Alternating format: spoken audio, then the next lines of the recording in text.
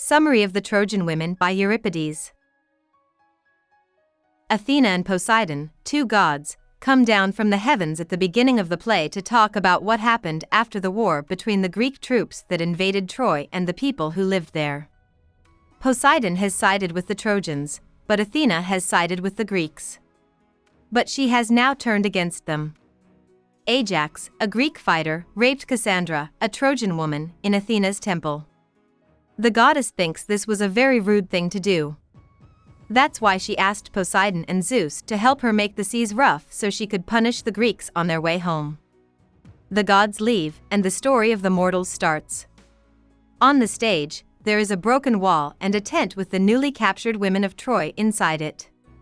Hecuba, who used to be queen of Troy, is sad that her city has been destroyed and that her family has been treated so badly. The chorus, which is made up of her former servants and other wealthy Trojan women, joins her. They sing together, asking what will happen to them and which Greeks will rule over them. A Greek guard named Talthybius comes in and tries to tell Hecuba that her daughter Polyxena has died. He talks in a roundabout way, and Hecuba doesn't understand what he's saying at first. He also tells the women that different Greek men will take them as slaves and that they will have to leave their home country mostly by themselves. Cassandra, Hecuba's daughter who was cursed with being able to see the future, walks out of the tent and onto the stage. She is crazy and scared because she knows that Agamemnon is going to betray her and make her a slave, which will kill her and his whole family. She refers to Agamemnon as her husband and says that being a slave is like being married.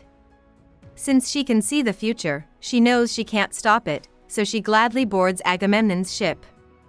Next, Andromache walks in with her baby Astyanax. She is Hecuba's daughter-in-law and the late fighter Hector's wife. She and Hecuba both sing a sad song together. Andromache tells Polyxena's family that Greek troops killed her. She tells Hecuba that it's better to be dead than to be living and hurting, which makes her feel better. The new boss takes Andromache to his ship, but before she leaves, Talthybius tells her she can't bring her baby with her. An assembly of Greek soldiers has agreed that Astyanax must die. If he lives and grows up, he might become a threat to his Greek captors. Andromache is so upset that she gives Astyanax to Talthybius, and the two of them leave the stage. Kings Menelaus and Thebes come to claim Helen. Helen used to be his wife, but she ran away with Paris, the prince of Troy.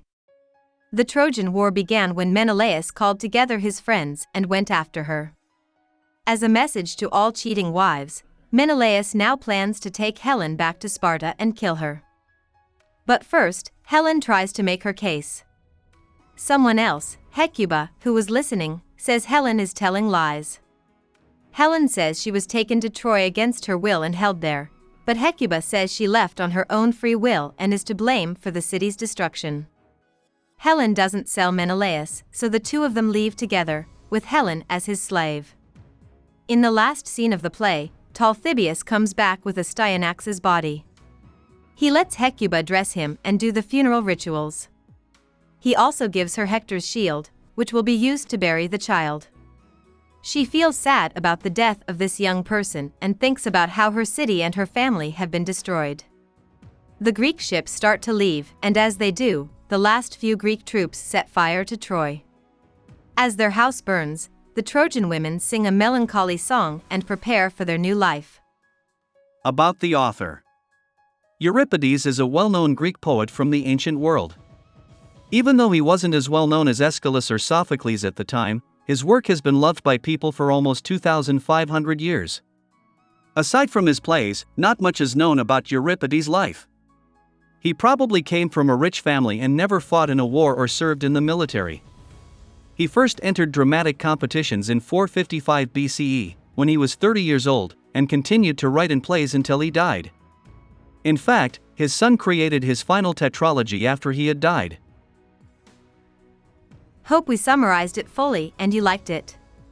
Please hit the like button and subscribe to our channel so that we are motivated to create more videos.